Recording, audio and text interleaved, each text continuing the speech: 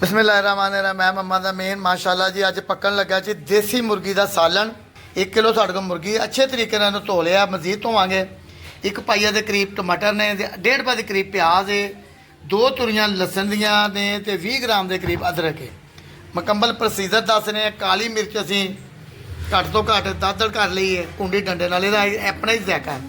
ਅੱਲਾ ਖੈਰ। 1 ਪਾਈਆ ਦੇ ਕਰੀਬ ਅਸੀਂ ਇਹਦੇ 'ਚ ਘਿਓ ਪਾਉਂਦੇ ਹਾਂ ਜੀ।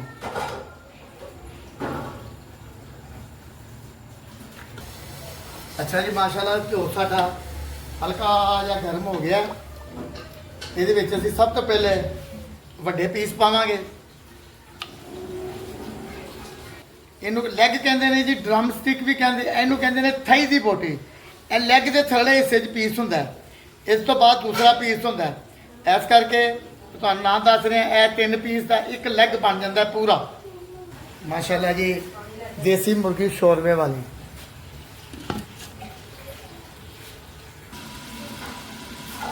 अच्छा जी माशाल्लाह यदि अच्छे तरीके ना बनाई करनी है,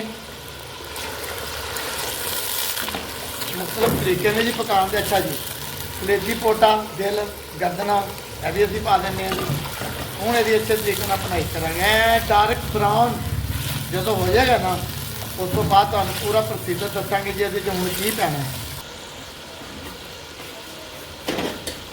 माशाल्लाह जी ये ਜਿਹੜਾ ਮਕਸਦ ਹੈ ਉਹ ਵੀ ਮੈਂ ਤੁਹਾਨੂੰ ਪੂਰਾ ਦੱਸਾਂਗਾ ਕਿ ਚੈਨਲ ਬਣਾਇਆ ਹੈ YouTube ਦੇ ਉੱਪਰ ਹੈ ਕਾਹਦੇ ਵਾਸਤੇ ਬਣਾਇਆ ਹੈ।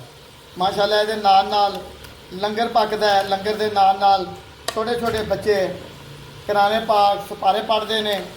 ਅੱਲਾ ਦਾ ਸ਼ੁਕਰ ਹੈ 60 ਤੋਂ 65 ਬੱਚੇ ਮਾਸ਼ਾਅੱਲਾ ਕੁਰਾਨ ਪਾਕ ਪੜ੍ਹਦੇ ਨੇ। ਮਾਸ਼ਾਅੱਲਾ ਇਹਦੇ ਵਿੱਚ ਪਾਉਂਦੇ ਜੀ ਅਦਰਕ, ਲਸਣ, ਪਿਆਜ਼, ਉਹਦਾ ਪੇਸਟ ਪਾਉਂਦੇ ਆ ਜੀ। ਇਸ ਕਰਕੇ ਅਸੀਂ ਗ੍ਰੈਂਡ ਕੀਤਾ ਕਿ ਸ਼ੋਰਵੇ ਵਾਲੀ ਕੋਈ ਚੀਜ਼ ਵੀ ਹੈ ਨਾ, ਤੁਸੀਂ ਕੋਸ਼ਿਸ਼ ਕਰਿਆ ਕਰੋ ਗ੍ਰੈਂਡ ਕਰਕੇ।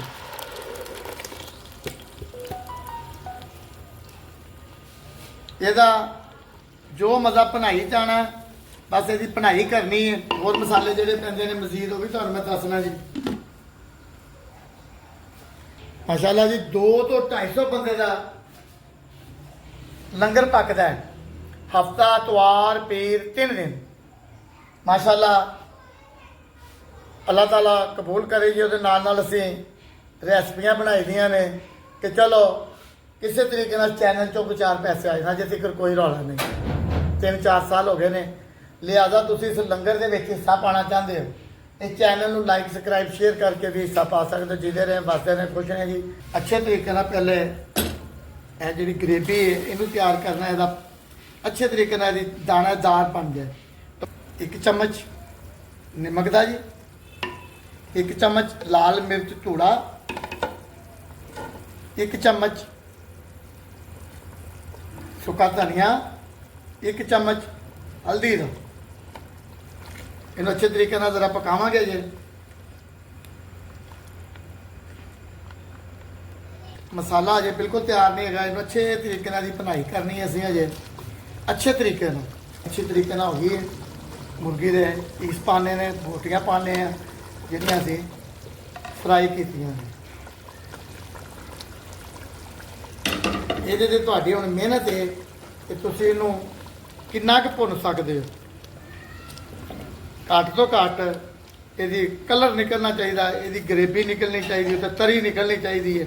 ਇਹਦੀ ਇੰਨੀ ਕੁ ਭੁਨਾਈ ਕਰਨੀ ਤੁਸੀਂ। ਮਾਸ਼ਾਅੱਲਾ ਇਹਦੀ ਤਰੀ ਉੱਪਰ ਆਣੀ ਚਾਹੀਦੀ ਹੈ।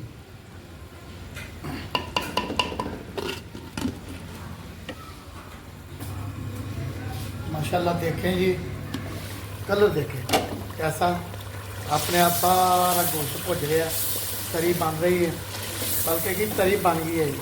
ये भी अच्छे तरीके से फ्राई हो गई है। मजीद और भुनन की जरूरत भुनन की नहीं। ये असी हम पावे पानी, पानी भी असी पाना गर्म करके, ठंडा पानी नहीं पाना। अल्लाह खैर करे जी, खुश रहें। पानी गर्म करने जी ये पाने लई 1 चम्मच काली मिर्च का पावे जी। दादड़ किया है, मशीन का नहीं, कुंडी डंडे का दादड़ किया है। अच्छे तरीके हिलावे कोई असी 10 तो 15 मिनट की भुनाई की है, तो 15 तो 20 मिनट असी इनू अग ते पकाया है। जिवें समझ लो कि फ्राई किया सारा सिलसिला तो ਅੱਧਾ ਪੌਣਾ ਘੰਟਾ ਇਸ ਰੈਸਪੀ ਨੂੰ ਲੱਗਦਾ ਤੇ ਰੈਸਪੀ ਸਾਡੀ ਹੋ ਜਾਂਦੀ ਹੈ ਤਿਆਰ। ਤੁਸੀਂ ਅਗਰ ਭੁੱਜਾ ਭੁੱਜਾ ਖਾਣਾ ਚਾਹੁੰਦੇ ਹੋ ਤੇ ਤੁਸੀਂ ਇਹਦੇ ਚੋਂ ਇਸਤੇਮਾਲ ਕਰ ਸਕਦੇ ਹੋ।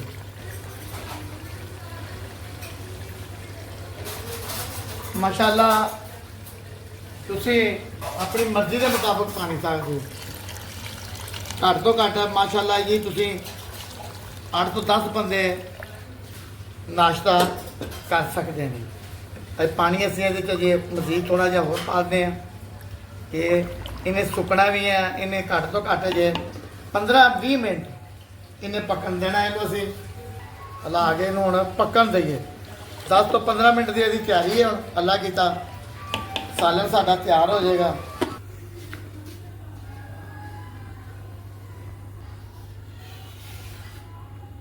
ਮਾਸ਼ਾਅੱਲਾ ਜੀ ਦੇਖਨੇ ਮਾਸ਼ਾਅੱਲਾ ਜੀ ਮਾਸ਼ਾਅੱਲਾ ਦੇਖੇ ਸ਼ੋਰਵਾ ਇਹਦੇ ਵਿੱਚ ਜੀ ਨਾਨ ਭਿਓਵੋ ਰੋਟੀ ਭਿਓਵੋ ਮਾਸ਼ਾਅੱਲਾ ਗਲ ਗਿਆ।